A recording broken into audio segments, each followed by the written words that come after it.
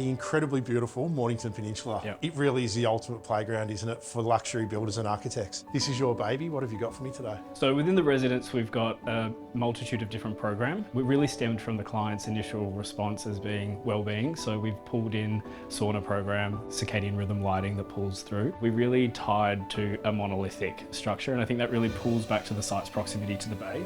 He's incredibly impressive. Can't wait to go on tour. Awesome. After you, mate. So, mate, something you talked about before is seamless transitions. Yep. And I mean, what a way to walk into this incredible space.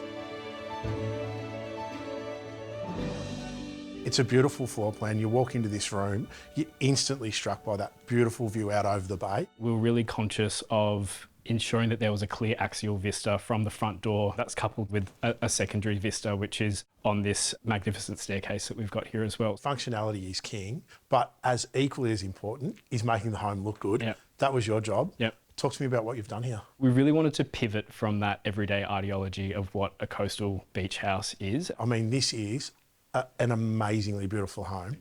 And I would imagine equally as important, the architect is you, the interior designer. Yep. Our studio's philosophy that architecture and interior design both hold the same level of weight. In our practice, there's a major overlap with interiors and architecture. I actually started as an interior designer and then did architecture. So I believe that collaboration with both of us is critical, and not all firms do that. Here was key to use stone to tie back into where we are, which is on the cliff top, to give it some permanence. And then that follows through into the interiors. Often the difficulties I would imagine with a home like this is working to a client brief and the constraints that puts on you. Yeah, the original client brief being, I just want to sit outside on the patio and read the paper. They really stepped back and let us just kind of do what we felt was right for the space.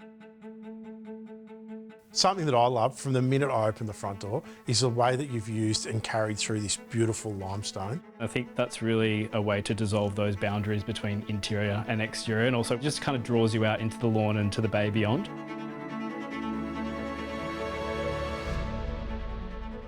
This staircase is amazing. Yeah, the stair's pretty special. It's all solid concrete construction with hydronic heating within it, and then it's fully clad in the Andora limestone.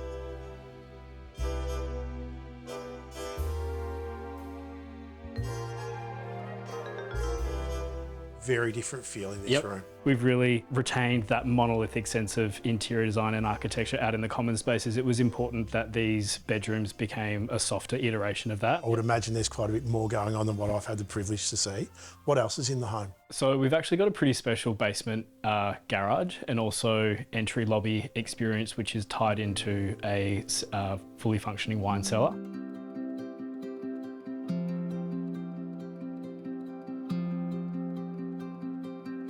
Thanks for having me through, mate. My pleasure, mate. Thank All you. good. With such a considered approach to spatial planning, there is not an inch of wasted space in this home. Although the interior designer took a real risk with such extensive use of stone and timber, he's actually managed to pull off a beautifully warm coastal feel.